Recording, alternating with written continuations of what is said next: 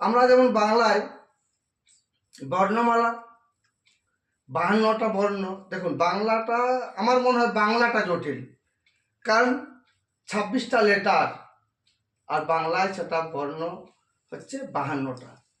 ইংরেজিটা অ্যাকচুয়ালি, ইংরেজিটা যদি আমরা মানে গিলতে পারি সোজা বাংলা কোথায়, অর্থাৎ লেটার মানে বর্ণ, 26টা এ থেকে জেড পর্যন্ত 26টা লেটার আছে, এক একটা হচ্ছে বর্ণ।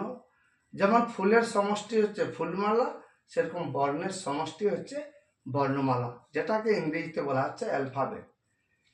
বাংলায় যদি আমরা করি, বাংলার সাথে ইংরেজিটা কেন এভাবে বলছি, মানে বোঝার সুবিধার্থে।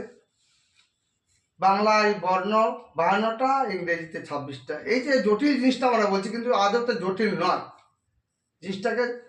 জটিল জিনিসটাকে সোজাভাবে করতে হবে। এই অ্যালফাবেটকে 2টা ভাগে ভাগ করছি আমরা, স্বরবর্ণ, ব্যঞ্জন বর্ণ। ভয়েল কনসোনেন্ট 5টা ভয়েল, 21টা কনসোনেন্ট ইংরেজিতে। ভয়েল কনসোনেন্ট, এই 5টা ভয়েলের ব্যবহার, সেখান থেকে আবার আর্টিকেল চলে আসছে এ এন দি। আমরা কি জানি, সোজা নিয়মে বলে দিলাম আর্টিকেল এ এন দি। হ্যাঁ, আর্টিকেলকে 2 ভাগে ভাগ করা আছে, ইনডিফিনাইট, ডিফিনাইট, নির্দিষ্ট, অনির্দিষ্ট, এন আর দি। তাহলে এর ব্যবহার, এন এর ব্যবহার, কিন্তু আমরা সোজা বলি কি না, কনসোনেন্ট থাকলে এ না, ভয়েল থাকলে এন, এমন ব্যাপার বিষয়টা নয়। এর অনেক উদাহরণ আছে।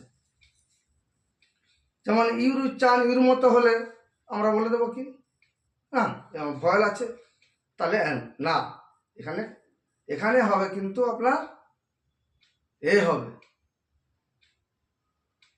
ওর উচ্চারণ ওয়ার মতো হলে এ হবে।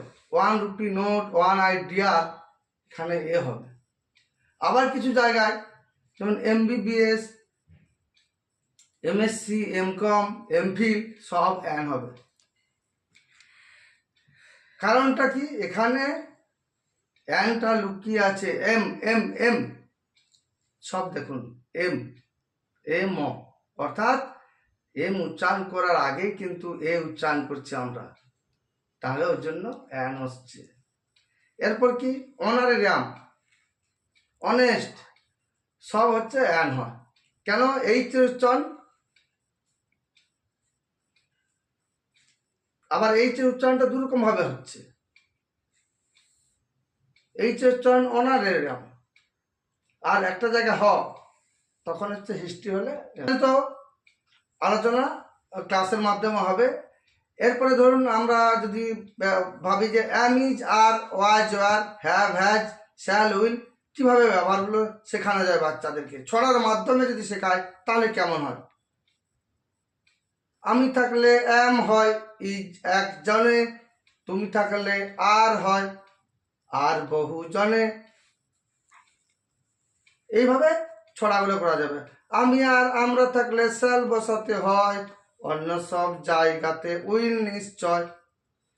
এরপর ধরুন পার্টস অফ স্পিচ সেন্টেন্স, কিভাবে বাচ্চাদের মগজে খেলার চলে পড়াশোনাটা করানো যায়। হ্যাঁ, সেই চিন্তা ভাবনা নিয়ে আমি অনলাইন প্ল্যাটফর্মটাকে চয়েস করলাম। নমস্কার, ধন্যবাদ। ভালো লাগলে লাইক, কমেন্ট, শেয়ার করবেন, এই আশায় রেখে বক্তব্য শেষ করলাম।